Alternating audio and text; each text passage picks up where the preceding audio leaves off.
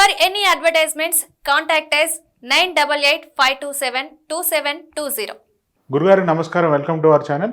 ఈ కాలంలో నిజాలు ఎవరు చెప్పేటట్టు ఎక్కడ కనిపించలేదు. అందరూ కూడా ఏదో ఒక రహస్యం దాచిపెట్టుకుని ఏదో పైన మనస్ఫూర్తిగా ఎదురు వ్యక్తి పైన ఏదో మాట్లాడుతున్నారు పై వరకే, కానీ మనసులో ఉన్నది బయట చెప్పట్లేదు. అసలు నిజాలు ఎన్ని రోజులు దాచిపెట్టుకోగలుగుతారు, అబద్ధాలు ఎన్ని రోజులు చెప్పగలుగుతారు? మీరు అడిగిన క్వశ్చన్ చాలా బాగుంది. నిజం 4 అడుగులు వేస్తే అబద్ధం 6 అడుగులు తిరుక్కొని వచ్చేస్తుందంటారు. ఓకే, అలా ఉంది అబద్ధానికి నిజానికి డిఫరెన్స్. కానీ నిజమే చెప్పి బతికిన వాళ్ళలో ధర్మరాజు మాత్రమే మనకు చరిత్రలో దొరుకుతారు. అంటే గత యుగాల్లో కూడా ఎవరు నిజం పూర్తిగా చెప్పి బతకలేకపోయారు. అంతటి ధర్మదేవత బిడ్డైనటువంటి ధర్మరాజు గారికే ఆయనకే ఒక అబద్ధం అంటింది. ఆ ఒక్క అబద్ధం ఫలితమే ద్రోణాచార్యుల వారు చనిపోయారు. అప్పుడు ధర్మరాజు చెప్పింది నిజమని నమ్మి ఆయన ప్రాణాన్ని పోగొట్టుకున్నాడు. అంటే గురువు యొక్క ప్రాణానికి పోవడానికి కారణమయ్యాడు కాబట్టి ఆ అబద్ధముగా అది మారింది. ఆయన ఏమో నిజమే చెప్పాడు, కానీ అది అబద్ధ ఫలితాన్ని ఇచ్చింది. అంటే తను ఒక అబద్ధం చెప్పే కాడికి ఆయన చెప్పి నిజాలని పక్కన పోయానమాట. మరి ఇప్పుడు మనం ద్వాపర యుగంలో ఉన్నాము. ద్వాపర యుగంలో ఉన్నప్పుడు ఇక్కడ నటించు, జీవించు, పోషించు, ఈ 3 జీవితం. ఇప్పుడు సమాజంతో నటించి కుటుంబంతో జీవించి కుటుంబాన్ని పోషించే వాళ్ళు నిజమైనటువంటి కుటుంబ సమధర్మాన్ని కలిగి ఉంటారు. సమాజాన్ని పోషించాలంటే అది అయ్యే పని కాదు. కాబట్టి ఇక్కడ నిజం చెప్పి బతకాలంటే అది ఒక విధంగా చేతగానితనము అని కూడా అంటారు. మంచివాడిని అని అంటూ ఉంటే కొంతమంది అంటూ ఉంటారు, చేతగానివాడని చెప్పుకోకుండా మంచివాడని చెప్పుకుంటున్నారు అని కూడా అంటారు, ఎగతాళి చేస్తారు. అంటే మంచితనం అనేది చేతగానితనం కిందకు వచ్చేస్తుంది. మంచితనం అనేది నాలుక గీసుకోవడానికి కూడా పనికిరాదు. నిజం చెప్పి బతుకున్న వాడికి సుప్రీంకోర్టులో కూడా న్యాయం జరగదు. సుప్రీంకోర్టు సాక్ష్యాధారాలను, పేపర్లను, ఆధారాలు మాత్రం నమ్ముతుంది. ఏ కోర్టు అయినా సరే వాళ్ళు అడిగిన ఆధారం చూపిస్తే అది అబద్ధమైన కావచ్చు, ఆధారం చూపించారు, అవతల వాడికి మంచివాడైనా పుణ్యాత్మలో దాని శిక్ష వేసేస్తారు. కాబట్టి ఇప్పుడు నిజం చెప్పి బతకడము అనేది అసాధ్యమైన పని. కానీ నిజం చెప్పి బతకవచ్చు అనేదానికి నేను మీకు అర్థమయ్యేదానికి సులభంగా ఒక కథ రూపంలో చెప్తాను. Okay sir. ఒక ప్రభుత్వ సంబంధ ఆఫీస్లో ప్రభుత్వ అధికారి ఒక అతను, తను ప్రతిరోజు డ్యూటీకి వెళ్ళే విధంగా వెళ్తూ ఉంటాడు, బజార్లో వెళ్తూ ఉంటాడు. ఎదురుగా ఒక సన్యాసి వస్తూ ఉంటాడు. ఆయన చూడగా నేను స్వామి నమస్కారం స్వామి అంటాడు. నమస్కారం ఆయన, దీర్ఘాయుష్మాన్ అనుభవం అంటాడు. ఎందుకోసం మిమ్మల్ని పలకరించాలనిపించింది, నాకు ఏదైనా మంచి చెప్పండి, మీరు సన్యాసులు వాళ్ళ గుళ్ళు గోపాలు తిరుగుతుంటారంటే ఏముంది ఆయన, నీకేం కావాలి చెప్పు అంటాడు. నేను అందరికన్నా గొప్పవాడైపోవాలి స్వామి అంటాడు. నువ్వు అనుకున్నంత సులభం కాదు, కానీ అనుకుంటే దానంత సులభం ఇంకొకటి లేదంటాడు. అయ్యో స్వామి చెప్పండి స్వామి ఆ సీక్రెట్, నేను అందరికన్నా గొప్పవాడైపోయాడుకుంటే నేను ఏమైనా చేస్తానంటాడు. సరేనని నేను చెప్తాను, 1 నెల రోజులు చేయించాలి ఆ పని, నువ్వు అందరికన్నా గొప్పవాడైపోతావు. ఏంటి చెప్పండి స్వామి అంటే 1 నెల రోజులు మాత్రం అబద్ధం చెప్పొద్దు, నిజం చెప్పు చాలు. 30 రోజులు నీకన్నా గొప్పవాడు ఈ ప్రపంచంలో ఉండవు, నీకే అర్థమైపోతుంది. అంతేనా స్వామి, ఇంకేముంది, 1 నెల రోజులే కదా, నేనైతే ఉంటానంట. సరేనైనా ప్రయత్నించు, నేను 1 నెలల తర్వాత ఇదే ఊర్లోకి వస్తాను, నీకు ఎదురు పడతా, నువ్వు నిజం చెప్పావా అబద్ధం చెప్పావని నిన్ను చూడగా నాకు అర్థమవుతుంది. ఇదేదో టాస్క్ బాగుందనేసి ఇప్పటి నుంచి మీరు ఇక్కడ వెళ్ళిన ముందు నేను అబద్ధం చెప్పను, ఉన్న విషయమే చెప్తాను. సరే ఆఫీస్కి వెళ్తాడు. ఆఫీస్ పైన రైడింగ్ వచ్చి ఉంటుంది. ఇక్కడ లంచాలు తీసుకుంటున్నారని, అన్యాయంగా మీరు డ్యూటీలు చేస్తున్నారని రైడింగ్ వచ్చి ఉంటుంది. అప్పుడు వాళ్ళు అక్కడ ఉన్న ఆఫీసులు అందరూ మా సార్ కూడా వచ్చాడు, ఈయన చూపిస్తారు, మా సార్ కూడా వచ్చారు, ఆయన కాబట్టి అడగండి, ఇక్కడ ఏ లంచము తీసుకోలేదు, అంతా పారదర్శకంగా జరుగుతూ ఉంది అంటే, ఏమయ్యా వీళ్ళు ఏదో చెప్తున్నారు, ఇక్కడే లంచాలు తీసుకోవాలంటే ఈయన నిజం చెప్పాలి. కాబట్టి ప్రతిరోజు లంచాలు తీసుకొని ఈ ఆఫీస్లో ఏ పని జరగదు సార్ అంటే నిజం చెప్పాలి కదా. వాళ్ళందరూ ఆశ్చర్యపోతారు, ఊరే దుర్మార్గుడా అందరిని ఇరికిచ్చేసాడు వీడు. ఉన్న విషయం ఇదే సార్, ఈ ఆఫీస్లో మీకు అందుకే సమాచారం వచ్చింది సార్. సరే చెప్పేసాడు, అయిపోయింది, వీళ్ళకి ఆధారం దొరికింది సార్. అతను కూడా లంచం తీసుకుంటున్నాడు, ప్రతిరోజు అతను వాటా 10,000 రూపాయలు వస్తుంది, అతను కూడా తీసుకుంటున్నాడు అంటారు. ఏమయ్యా నువ్వు తీసుకుంటున్నావా, నిజం చెప్పాలి కదా. నేను తీసుకుంటున్నాను లంచం. ఓకే, ఉద్యోగం పోయింది, బయట వచ్చేసాడు. అంటే నిజము నోరు తెరవగానే ఏకంగా ఉద్యోగం పోయింది, ఆఫీస్ నుంచి బయట దోసేశారు. నేరుగా ఇంటికి వెళ్ళాడు. ఏముండి భార్య అడిగింది, వెంటనే వచ్చేసారు, ఈరోజు అని లీవా, నిజం చెప్పాలి కదా. ఈ విధంగా ఆఫీసులో రైడింగ్కి వచ్చారు, నేను ఉన్న విషయం చెప్పాను, ఉద్యోగం తీసి ఇంటికి పంపించారు అంటారా బయట ముందన. నిజం చెప్పాడంటే అంతే. అంటే నువ్వు నిజం చెప్పావా, ఎవరు చెప్పారంటే నిజం, మేమేమైపోలే, నువ్వు ఉద్యోగం పోకుండా స్టైల్గా ఇంటికి వచ్చావు, నడువు బయట అన్నారు. ఈదులోకి వచ్చాడు, వాళ్ళ ఆఫీస్లో బయట పంపించారు, ఇక్కడ ఇంట్లో బయట పంపించారు. సరే ఆలోచన టీ షాప్ కాడికి వెళ్ళాడు. ఏం టైంలో వచ్చావు, ఆఫీస్లో లేదా, ఆఫీస్కి పోలేదా అంటే నిజం చెప్పాలి కదా. ఆఫీస్కి వెళ్ళాను, రైడింగ్ వచ్చారు, నిజం చెప్పాను, ఉద్యోగం పోయింది, ఇంటికి వెళ్ళాను, ఈలో దోసేశారు. పక్కన కూర్చొని లేచి దూరం వెళ్ళిపోయాడు. కడుపుకి ఏం తింటావు నువ్వు?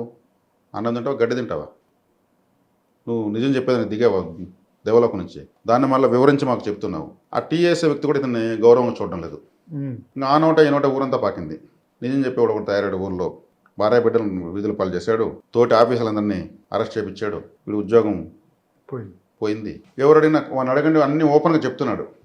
అడిగితే మనకు మన జరిగిందంతా ఆయన సినిమా స్టోరీలాగా చెప్తున్నాడు. అడిగిన వాళ్ళకంతా చెప్తున్నాడు, ఎగాదిగా చూస్తున్నారు. ఒక వారం కంతా ఇతనికి ఆ ఊర్లో విలువే లేదు. అసహ్యం అయిపోయింది ఊర్లో అందరికి కూడా. వారం తర్వాత ఇతనికి ఎక్కడ కూర్చోవాలన్న ఇబ్బంది ఉంది, ఎవరిని చూడాలని ఇబ్బంది ఉంది.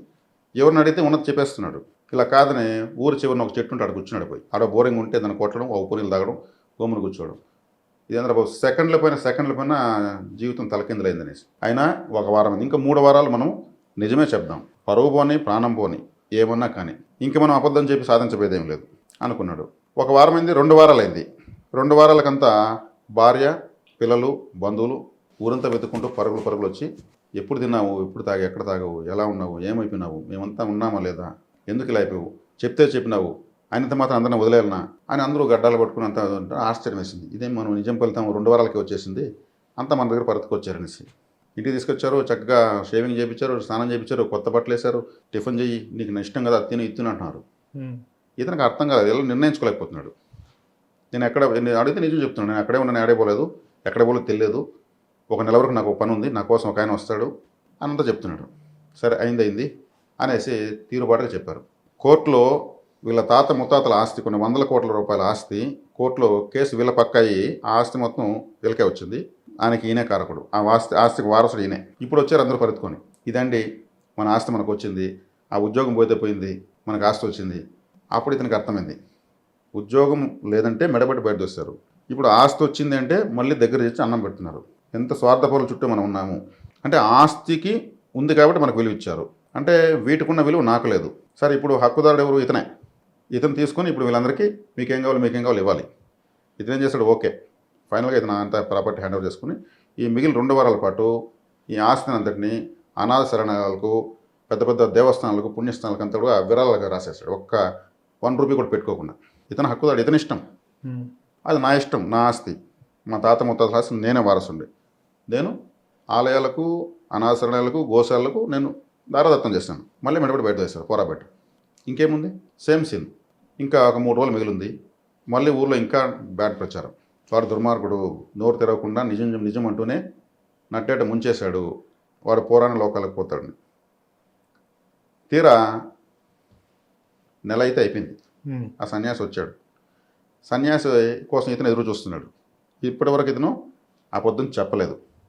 100 కోట్ల ఆస్తి వచ్చినా దాని చుట్టూ ఉన్నటువంటి ఈగలను దూరం చేసి దారాదత్తం చేసేసాడు. ఇతనికి వాస్తవం కళ్ళు తెరుచుకొని చూశాడు. కండ్లు అంటే ఏవి కండ్లు, ఇవి కండ్లు అనుకుంటున్నారు అందరూ. ఇవి కండ్లు కాదు, ఇవి విండోస్, కిటికీలు మాత్రమే.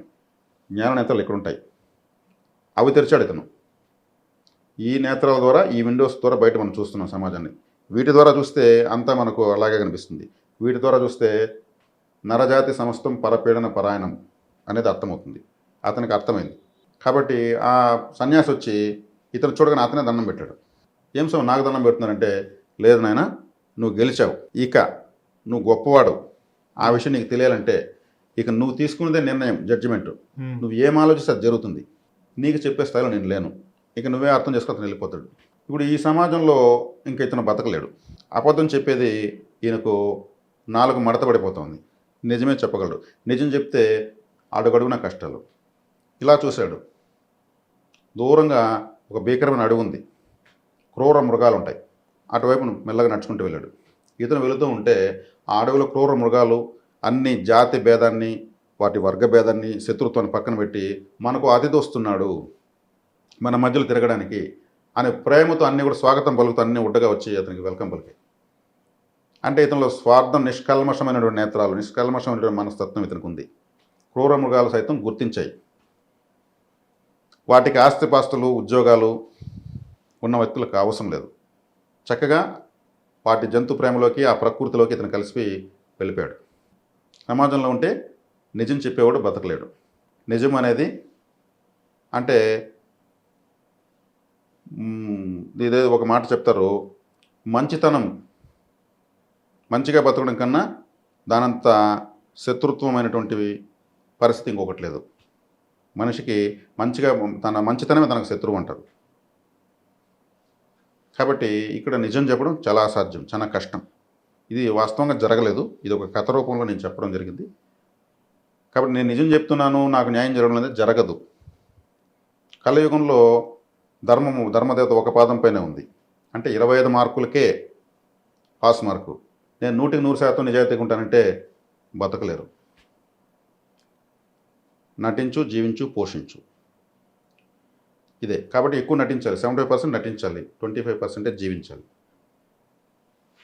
సమాజంతో నటించాలి, కుటుంబంతో జీవించాలి. కుటుంబంతో నటిస్తే మనకు పాపమే వస్తుంది, సమాజంతోనే నటించాలి.